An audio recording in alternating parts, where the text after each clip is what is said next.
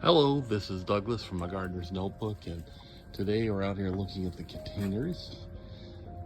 The number of containers we have varies quite a lot depending on what we're propagating and taking cuttings of and stuff like that. I fed all these containers a couple days ago, and now it's time to hit up all the containers in the front garden.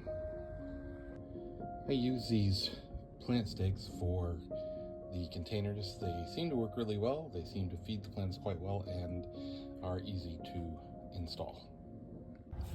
In order to make sure I get everything and don't miss a pot, I start here at the garage side and then just work my way towards the front of the garden. That way I don't forget anybody. And these are great. You just push them down into the soil, around, depending on how big the pot is, determines how many go into each pot. I typically, with these here, I put 2, and in the larger pots I may put as many as 4, just to make sure they get a nice, good feed.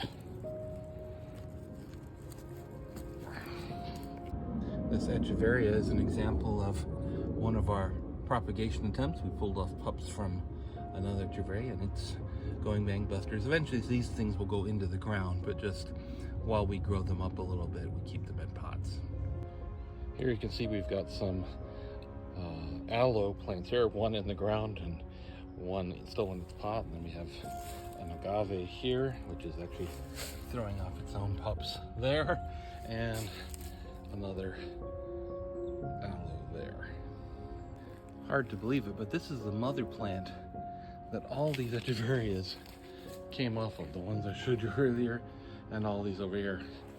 Now, plus, when I made these repottings and cuttings, a lot of leaves fell off, and I gave an entire box of leaf cuttings to friends of ours, and they have told me they are growing in their garden already. And with these mums in the front yard, that's about it for feeding for the next month or so here in the containers in the front garden.